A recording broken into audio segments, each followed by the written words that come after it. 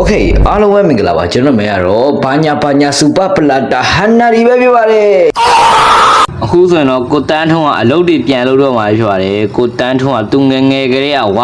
ဝါဒနာပါတဲ့ပကြီးဆွဲပညာရက်ကိုသူကစတင်artist ပေါ့ပကြီးဆွဲဆရာကြီးလုပ်တော့မှာဖြစ်ပါတယ်ယေကိုတန်းထုံးဒါတော့သူ့ရဲ့ပကြီးပဲဖြစ်ပါတယ်ဘယ်သူမှပြလို့မရသေးဘူးเนาะလေးလံပွဲမှာတင်ရောင်းရဲ့ပကြီးလေးပါဆိုတော့လေးလံပွဲကိုလူများဝင်ရောက်အားပေးကြည့်ရှုလူတန်းကြောက်ရွယ်ဖြစ်ပါတယ်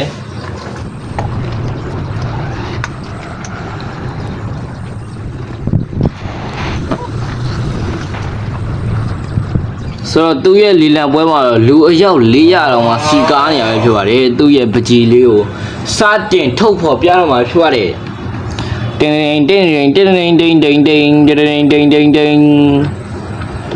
Oh my god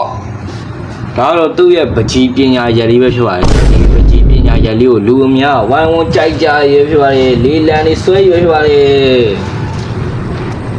哇我冲要面汤了我汤要面汤了大家我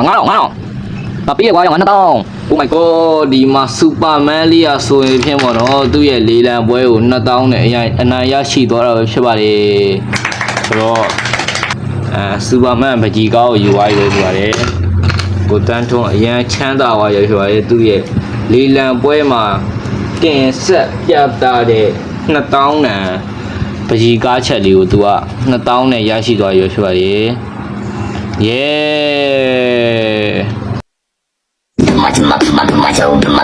ကိုတန်းထုံးရဲ့အလုပ်ကတော့12ခုပြီးသွားရဖြစ်ပါတယ်12ခုမြောက်အလုပ်ကတော့ဒီမှာဓပုံရိုက်ဆရာပဲဖြစ်ပါတယ်ခုဆိုရင်ပြကိုတန်းထုံးကဓပုံရိုက်နေရွယ်ဖြစ်ပါတယ်ချင်းအိုးရငါ့ကိုဓပုံလေးလာပြန်ဆိုခုဆိုရင်တော့ကိုတန်းထုံးရဲ့အိမ်တော့ decoration ဆင်တော့မှာဖြစ်ပါတယ်သူကသူ့ရဲ့အိမ်အသစ်ကိုစောက်လုပ်တော့မှာဖြစ်ပါတယ်ကိုတန်းထုံးရဲ့အခန်းပေါ့နော်ကျေကြီးပဲဒါတော့ကိုတန်းထုံးမှာ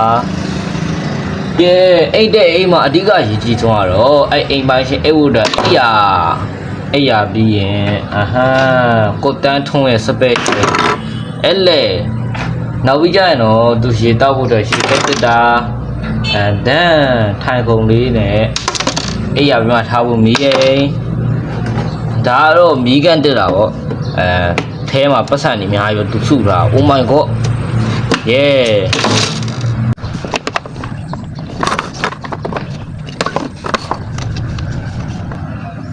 ခုဆိုရင်ကိုတန်းထွန်းအိမ်လေးပြီးသွားရပြီပါတယ်ဆိုတော့ကိုတန်းထွန်းရဲ့ရေမန်းချက်ကြီးမားကြီးကိုသူက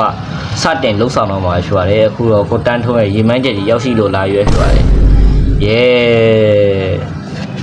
အမှသူကဘာပြောလဲဆိုတော့ကာဝဲဘေးမှာကြိုက်မဲ့ကာဝဲဘေးအမှကိုတန်းထွန်းကလည်းမသက်တာဆုံးအမှကားသွားဝယ်မှာဖြစ်ပါတယ်အဆုံးမှာကိုတန်းထွန်းက Lamborghini Super Express Skibidi တွန်းလက်ကားနဲ့ရောက်ရှိလို့လာရွယ်ဖြစ်ပါတယ်ဆိုတော့နောက်ထပ်ပိုင်းလေးတွေကတော့ပလာတာချက်စားမဲ့ပိုင်းလေးပဲဖြစ်ပါတယ်တိန်အိုးနောက်နေ့နဲ့ကိုတန်းထုံးနိုးလာသူသိလိုက်တာသူ့ရဲ့တိန်လုံးရှုပ်ပါပြီးတော့ပစံနေခိုးခံလိုက်ရပြီပဲပြပါတယ်sorry ဗျာအိပ်ပျော်သွားလို့ဘာဖြစ်သွားလဲကိုတန်းလုံးစိတ်ကြကြပြီးလမ်းပေါ်မှာလဲနေတော့လူတယောက်ရောက်ရှိလို့လာပဲဖြစ်ပါတယ်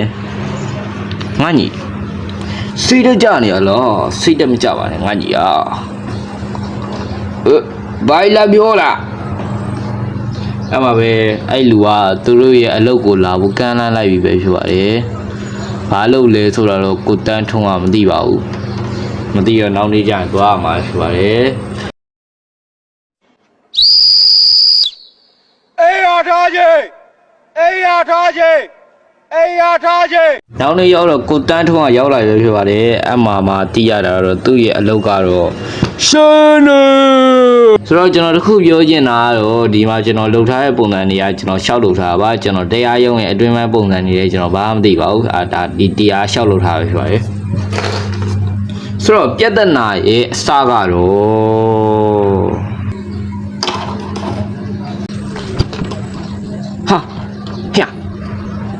ဟာဟဲ့မင်းစပိုင်ဒါမန်အစ်စ်လားဟဲ့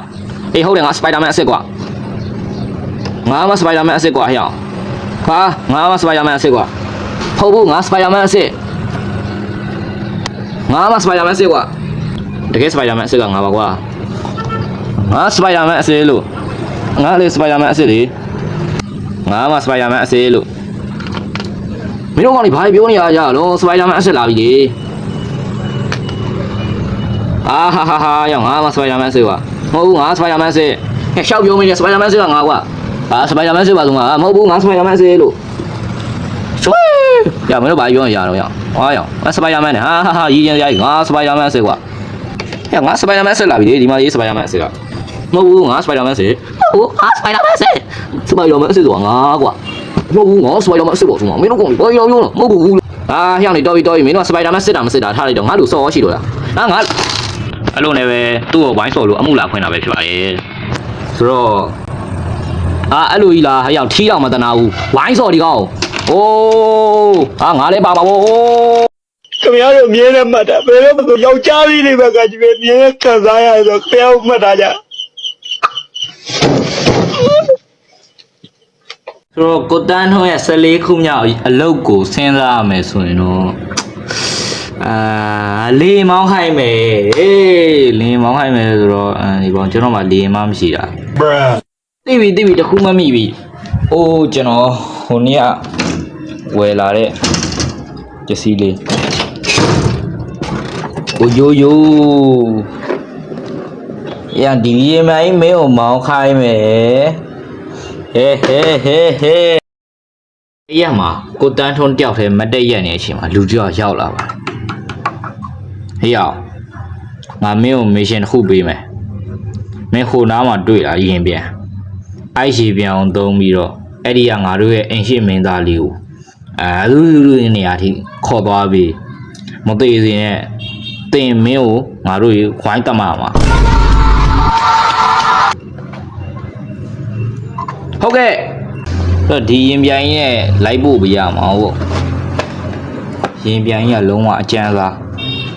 ရှင်းပြန်လူနှစ်ယောက်ဘယ်လိုဆက်မလဲတော့မသိဒီလိုလေးရပြီโอเคဒီမှာကုတန်းထုံးထိုင်မယ်ကုတန်းထုံးစဉ်းစားရရဒီမင်းသားကိုဘယ်လိုတင်သွားမလဲပေါ့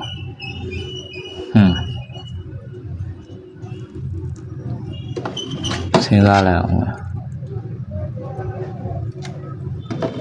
အော်တီဗီ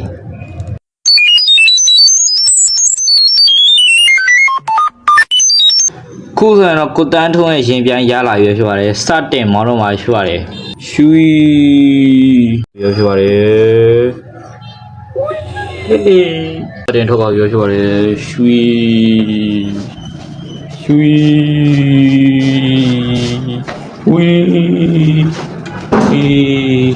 လွတ်လပ်နေမျိုးပို့ပြရမှာဖြစ်ပါတယ်အိုးအာနာလားဘလိုခံစားတော့ရည်ချင်တာပေါ့ဘလိုကောင်ရည်ရပေါ့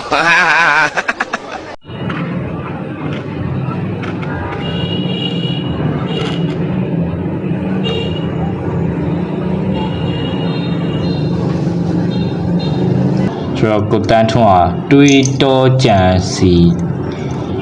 ကြံစတော့မှာရှိပါတယ်ဆိုတော့ကိုတန်းထွန်းကလူတယောက်ခေါ်လိုက်တာရှိပါတယ်ရွှေကိုတန်းထွန်းကသူ့ကိုမင်းသားရဲ့ညမှာတရုပ်ဆောင်ခိုင်းမှာရှိပါတယ်ဆိုတော့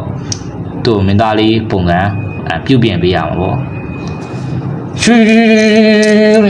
အခုဆိုရင်ဖြင့်ရလာရွဖြစ်ပါတယ်ရုပ်ကတော့တိတ်မတူဘူးပေါ့ဆိုတော့ကိုတန်းထွန်းကခကြီးဆက်နေလာရွဖြစ်ပါတယ်ရွှေအိုးဒီမှာရောက်ပြီပဲဖြစ်ပါတယ်တရန်ထုံးတော့ရောက်လာရွဖြစ်ပါတယ်အမမင်းသားလေးရဲ့အဖေကနေ မင်္ဂလာပါကျေးဇူးရန်တင်ပါတယ်ယောဒီမှာမင်းတို့ပတ်စံနေဆိုရောအမပြလိုက်ပါတယ်အမကိုတန်းထုံရဲ့ပတ်စံနေဟိုခိုင်မော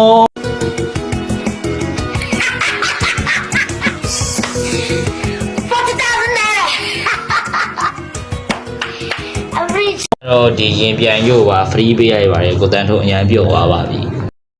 ကိုတန်းထွန်းရဲ့နောက်ဆုံးအလုပ်ကတော့ရှေဝေးရောပြောစရာမလိုဘူးလုံးဝ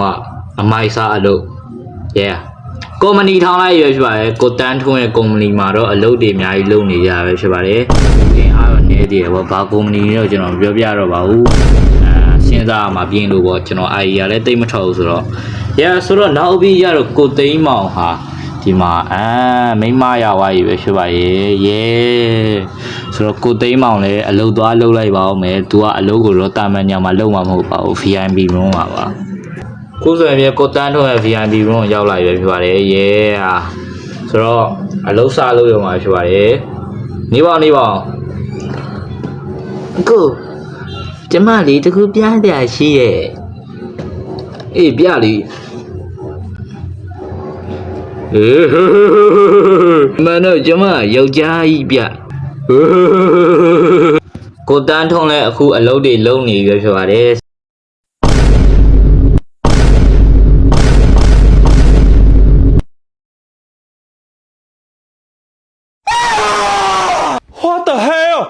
ကိုတန်းထုံးဇလန်လည်းပြီးသွားပြီဆိုတော့ကျွန်တော်ပြောကြလေးရှိတယ်ပေါ့ကျွန်တော်အဲ့ကိုတန်းထုံးကိုအပိုင်း1နဲ့2လုပ်ပြီးတော့ကျွန်တော်အပိုင်း3ဆက်ပြီးမလုပ်ချင်တော့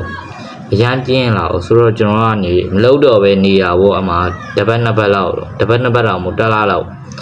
မလုပ်တော့ပဲနေပြီးတော့ကျွန်တော်အမှတခုအတွေးပေါက်လာပေါ့ညာကျွန်တော်အားပေးနေတဲ့လူတွေလည်းရှိသေးတယ်ဆိုတဲ့အတွေးလေးဝင်လာပြီးတော့ကျွန်တော်အမှဒါလေးကိုလုပ်ဖို့တွန်းအားလေး motivation ရသွားတယ်ပေါ့ဆိုတော့အခုဒီဗီဒီယိုကျွန်တော်တင်လိုက်ပြီဖြစ်တဲ့ဘရိုတို့ရေအခုကြည့်နေရပါဆိုတော့ကျွန်တော်တင်ဖြစ်တယ်လို့ပဲပြောရတာပေါ့ကျွန်တော်ကအဲ့လိုဗီဒီယိုတွေအတက်ရရင်တိတ်ပြီးတော့စိတ်မပါဘူးနောက်ပြီးတော့အရန်ပြင်းတယ်အရန်ပြီးတော့ဗီဒီယိုတွေကခင်တလောက်မမြန်ဘူးပေါ့ဘရိုအတွက်ဆိုရင်1လ2လလောက်ကြာဗီဒီယိုတစ်ပုတ်နှစ်ပုတ်ဆိုတော့အားလုံးလည်းတောင်းပန်ပါတယ်ကျွန်တော်အရင်ကတော့အပြင်မကြည့်ပဲနဲ့အတက်နိုင်အောင်လို့စူးစမ်းသွားပါမယ်ဒီနေ့ဗီဒီယိုလေးတော့ဒီတော့ပါပဲအားလုံးပဲ bye bye